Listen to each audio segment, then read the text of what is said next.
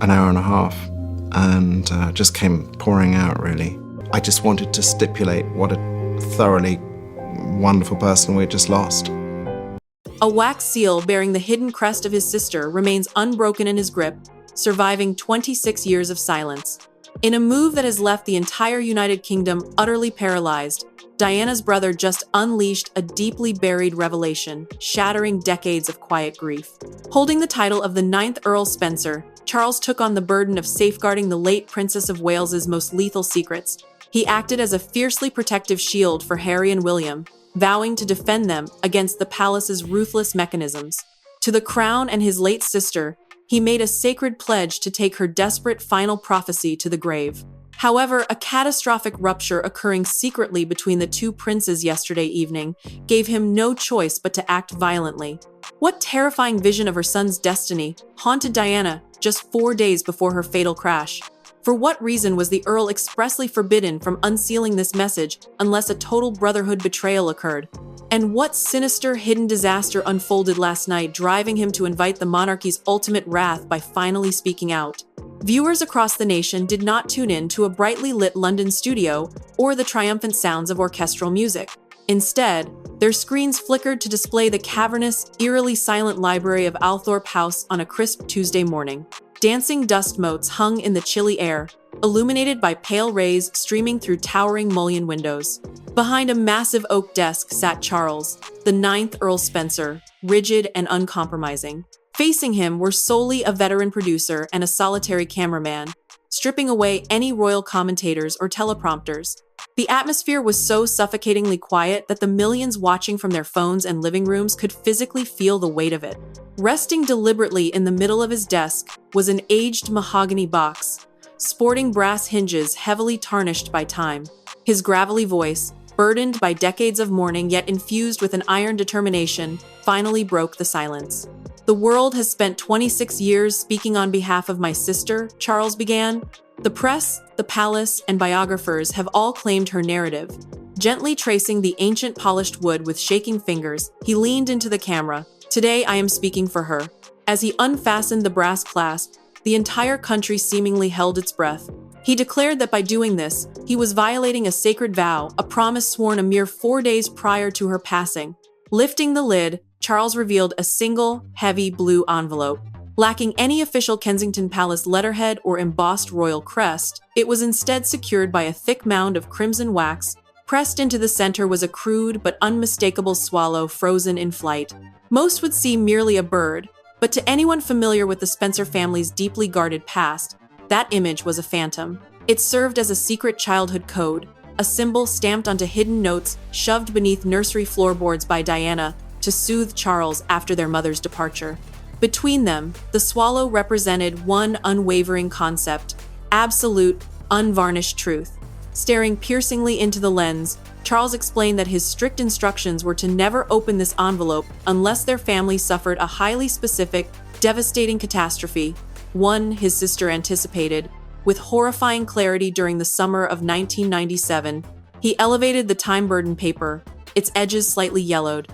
Yesterday evening, behind closed doors, that tragedy finally came to pass. Choosing to let the agonizing suspense choke the room, he offered no details about the princes or the previous night's events. He grabbed a silver letter opener, violently slicing beneath the flap. The resulting crack of the 26-year-old wax seal sounded like a gunshot within the deadened library. As he unfolded the thick cream parchment and absorbed the handwritten opening line, every ounce of color instantly vanished from his face. The immense aristocratic privilege and ancestral wealth of the Spencer bloodline seemed to press down on the room. Towering walls of leather-bound first editions reached up toward an ornate ceiling, guarded by Renaissance paintings valued at tens of millions of pounds. Despite being insulated by this 13,000-acre fortress, a lineage far older and prouder than the Windsors, Charles appeared completely exposed, reduced to the terrified, fragile younger sibling he used to be. Sweat beaded on the brow of the veteran producer, an independent operative hired specifically to circumvent the monarchy's ironclad media embargoes. He stared at the monitor, fully aware that broadcasting this unauthorized, encrypted satellite transmission equated to professional suicide. Whispering across the cavernous space, the producer warned, "My lord, the encrypted feed is holding. The palace communications office is frantically trying to cut our signal, but they can't touch us. We are live to 20 million people. Are you absolutely certain you want to read those words? A fleeting shadow passed over Charles's tightening jaw as he slowly lowered the parchment. In his mind's cinematic theater, he was no longer an earl in a grand library. He was a 7-year-old boy cowering beneath Althorpe's sweeping mahogany staircase, tightly gripping a tiny folded note. Beside him, in the dusty gloom, knelt a 12-year-old Diana, defiantly pressing a stolen wax seal into a swallow. Her memory whispered through his consciousness, her bright blue eyes fiercely rebellious. They will always try to tell you what to feel, Charlie. But the swallow flies where it wants.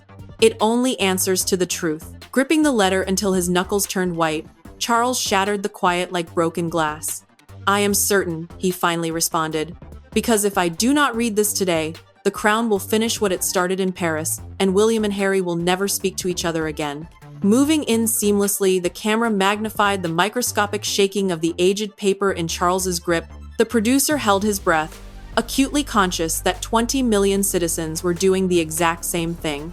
Gazing down at the hurried, violently pressed script, Charles recognized the familiar looping handwriting that used to bring warmth to his childhood, a far cry from the sweeping, confident strokes seen on official royal correspondences. A devastating wave of memory pulled him back to the oppressive atmosphere of Kensington Palace in late August 1997.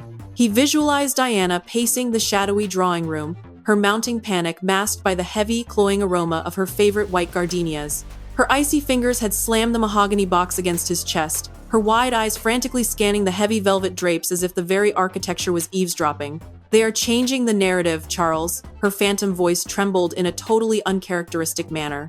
They are building the invisible cage for my boys, and they are doing it while I am still breathing. Yanking the audience violently back to reality, Charles's voice dropped an octave.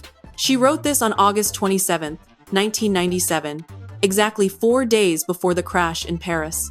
As the producer nervously tweaked the audio levels, Charles's eyes flashed with cold aristocratic defiance. He dismantled the institution's comfortable illusion that her final days were a sun-drenched Mediterranean romance. Instead, he revealed she was gripped by absolute terror, not of paparazzi or losing her title. Unable to maintain journalistic neutrality, the producer hoarsely prompted, "Then of what, Lord Spencer?"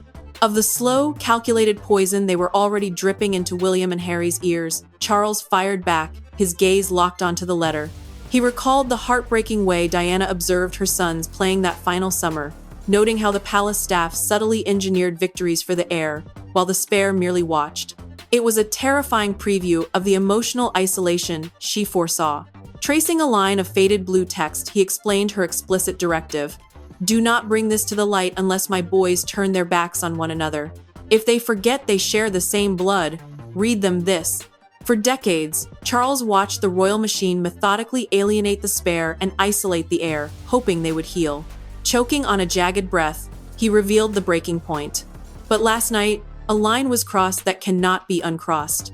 A secret was weaponized behind closed doors, a secret only the crown could have provided to turn brother lethally against brother. Briefly angling the parchment toward the lens, he exposed heavily underscored words near the bottom. Written with such desperate force, the pen had nearly torn the paper. She didn't just predict their rift, Charles whispered into the ringing silence. She named the exact person inside the palace who would orchestrate it, and the name she wrote is not who anyone thinks it is. An inexplicable chill suddenly descended upon the library. Turning away from the camera's glaring red indicator, Charles stared out the mullioned windows at Althorpe's manicured lawns. Yet, his mind was projecting the winter of 1995. Within Sandringham's suffocatingly opulent halls, he recalled the terrifyingly precise click-clack of polished Oxford shoes on ancient marble. Lingering just out of focus behind the royal family was always a figure in an immaculate charcoal suit. Devoid of royal blood, this man wielded the terrifying, quiet power to dictate the monarch's diary, control press scrums, and ruthlessly mold two impressionable young minds. Charles vividly remembered this faceless courtier gifting a young William a solid gold pocket watch, an heirloom meant for kings, while instructing staff to present Harry with a simple wooden puzzle. It was the invisible architecture of inequality built meticulously beneath royal protocol. Yanking the viewers back to the tense library, Charles's voice echoed with furious sorrow. He explained that the brilliant genius of the firm is letting the public assume the nephew's rift was born of jealousy, marriages, or the crushing global spotlight. They successfully convinced the world the fire started by accident, all while standing comfortably in the shadows holding the matches. The leather of the producer's shoes squeaked as he shifted behind the monitor. Barely audible over the satellite encryption's hum, he interrupted.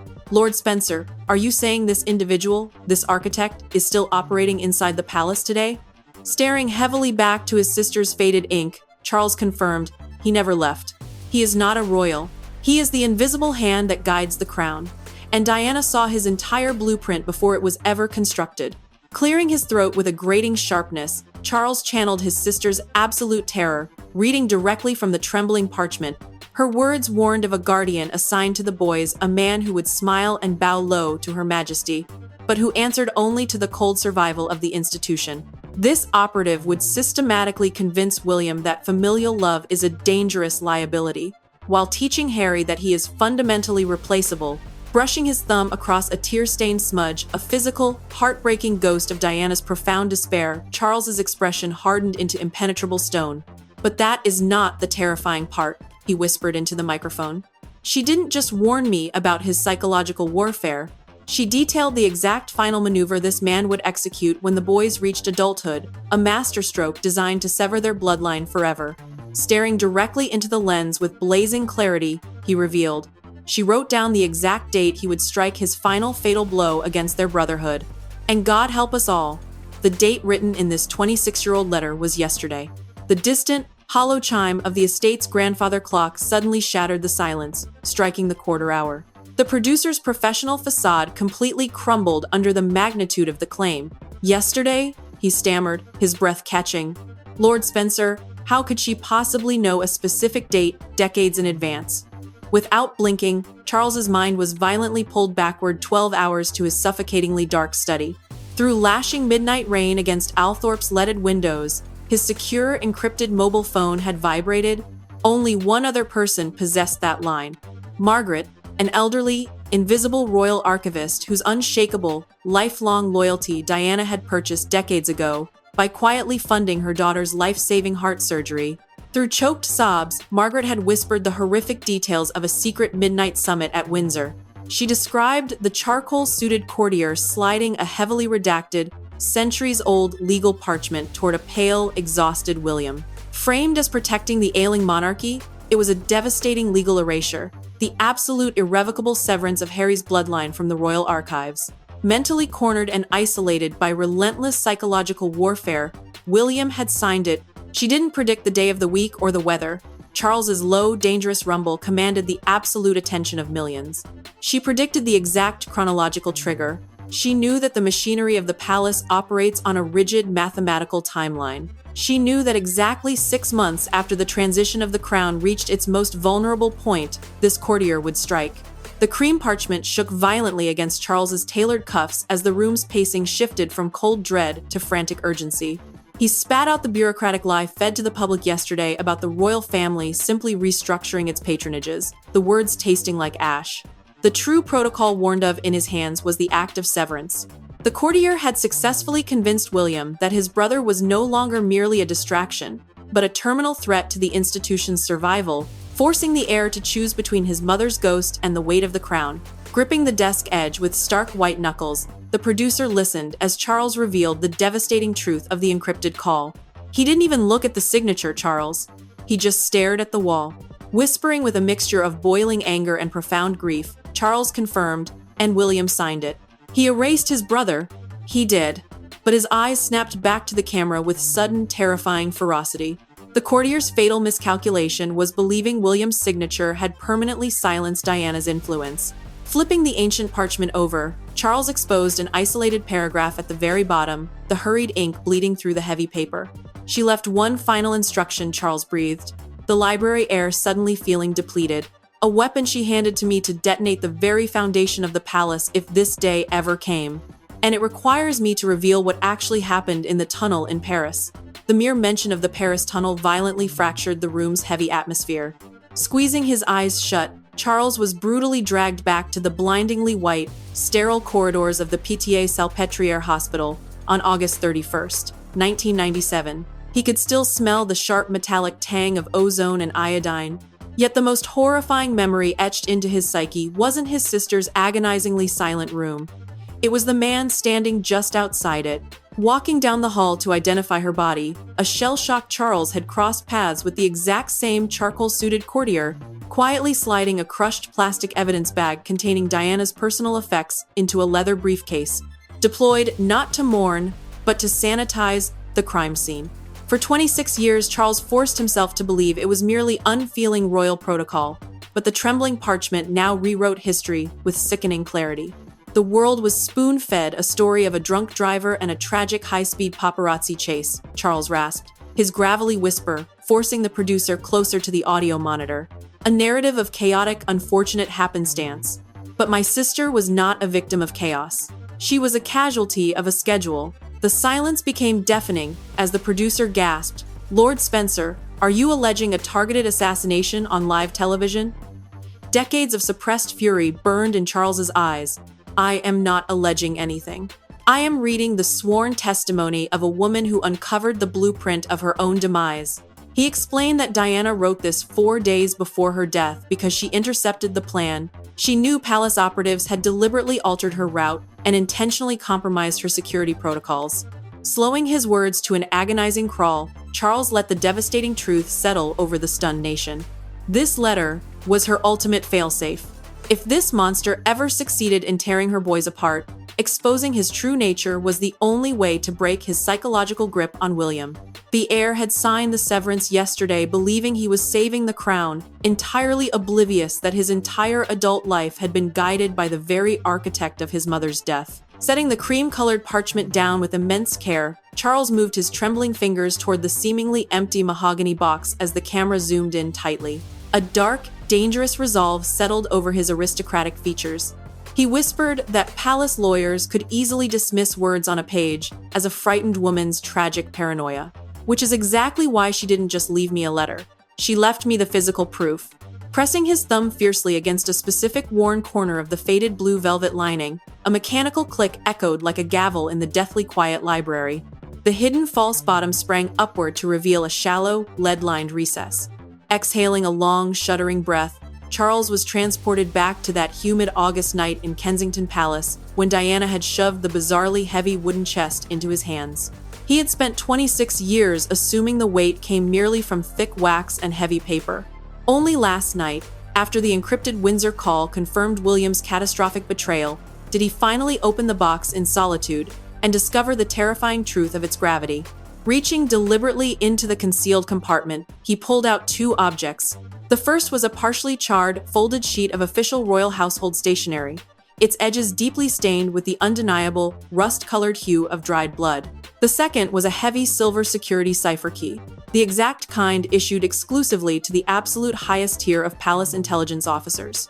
Dropping his voice to a surgical, deadly calm, Charles detailed how the courtier had poisoned William's mind with a calculated lie for 2 decades. He had convinced the heir that Diana was erratic, paranoid, and had deliberately dismissed her own royal protection squad to rebel against the crown.